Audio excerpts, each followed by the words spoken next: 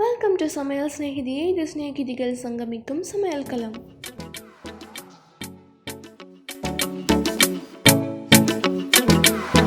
Hi, நம்ம இன்றைக்கி பார்க்க போகிறது ரொம்ப ஸ்பெஷலான பாட்டி காலத்து எள்ளுருண்டைங்க.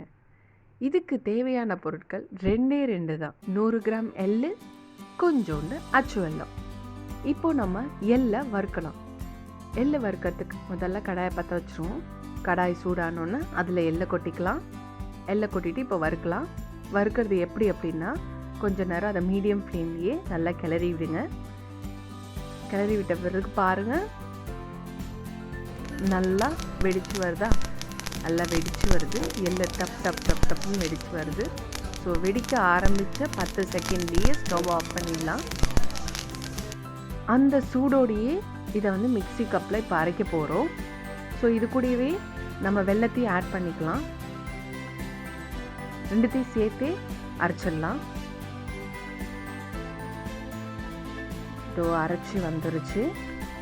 ஸோ இந்த மாதிரி தான் கொஞ்சம் பொறன்னு இருக்கணும். அந்த சூடோடு அரைச்சாதான் நம்ம அந்த எள்ளு உருண்டை பிடிக்கிறதுக்கு ரொம்ப ஈஸியாக இருக்கும். அதனால தான் நான் சூடோடையே மிக்ஸி ஜாரில் நான் எள்ளை மாற்றிட்டேன்.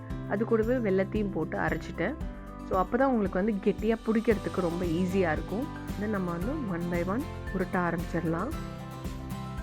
அப்போ தான் நல்ல ஒரு ஷேப் கிடைக்கும்.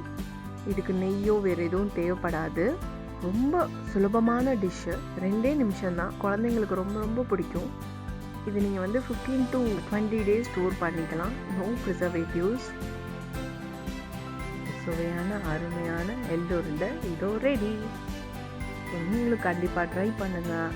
இந்த சேனல் உங்களுக்கு ரொம்ப பிடிச்சிருந்ததுன்னா லைக் பண்ணுங்கள், ஷேர் பண்ணுங்கள், சப்ஸ்கிரைப் பண்ணுங்கள். மறக்காமல் கீழே உள்ள பெல் ஐக்கானை ப்ரெஸ் பண்ணிவிடுங்க.